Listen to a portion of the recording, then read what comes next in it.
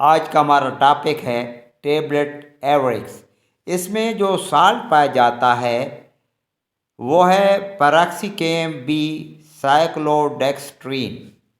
20 گولیوں کی پیکنگ ہے۔ اسے ایکسس فارما نے تخلیق کیا ہے۔ مناسب قیمت ہے، ہر اچھے میڈیکل اسٹور سے دستیاب ہے۔ اب بات کرتے ہیں کہ ٹیبلٹ ایورکس کو ہم کن کن کنڈیشنز میں استعمال کر سکتے ہیں۔ جوڑوں میں درد ہو تو آپ اسے لے سکتے ہیں۔ آپ کے گھٹنوں میں درد ہو تو بھی آپ اسے لے سکتے ہیں۔ ہڈیوں کے درد کے لیے بھی آپ اسے استعمال کر سکتے ہیں۔ اگر آپ کو چوٹ لگ گئی ہو اور انجری ہو گئی ہو تو اس کے لیے بھی آپ اسے استعمال میں لا سکتے ہیں۔ اگر آپ کے جسم میں کے کسی حصے میں فریکچر ہو جاتا ہے، آپ کی ہڈی ٹوٹ جاتی ہے، تو اس سے ہونے والے دردوں سے نجات کے لیے بھی آپ اسے استعمال کر سکتے ہیں۔ گاؤٹ یعنی یورک ایسڈ جب بڑھ جاتا ہے تو جوڑوں میں اکٹھا ہونا شروع ہو جاتا ہے۔ اس سے درد اور سوجش شروع ہو جاتی ہے، تو اس کے لیے بھی آپ اسے استعمال کر سکتے ہیں۔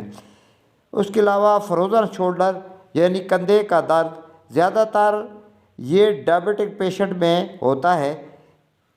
جن مریضوں میں شوگر ہوتی ہے ان میں یہ پایا جاتا ہے، ان کے کندھوں کی حرکت محدود ہو جاتی ہے، اس میں آپ اسے استعمال کر سکتے ہیں۔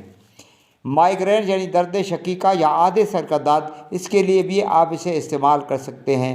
گردن اور بیک پین میں آپ اسے لے سکتے ہیں۔ ریڑھ کی ہڈی میں بھی بعض افراد کو بہت شدت کے ساتھ درد ہونا شروع ہو جاتا ہے، تو آپ اس کے لیے بھی اسے استعمال کر سکتے ہیں۔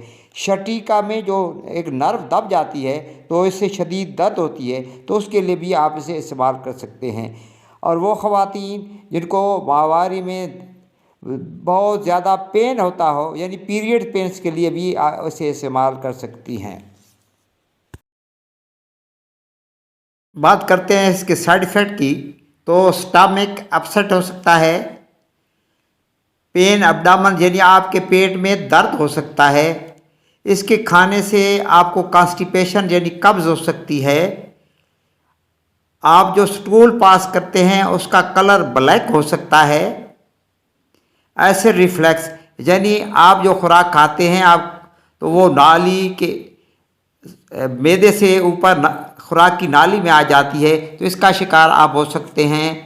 نیزیا آپ کو ہو سکتا ہے، آپ وومٹنگ کا بھی شکار ہو سکتے ہیں۔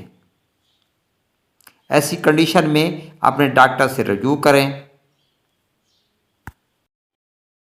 جہاں تک اس کی ڈوز کا تعلق ہے تو عمومی خوراک اس کی یہ ہے، 1 گولی آپ نے صبح لینی ہے اور 1 گولی شام لینی ہے۔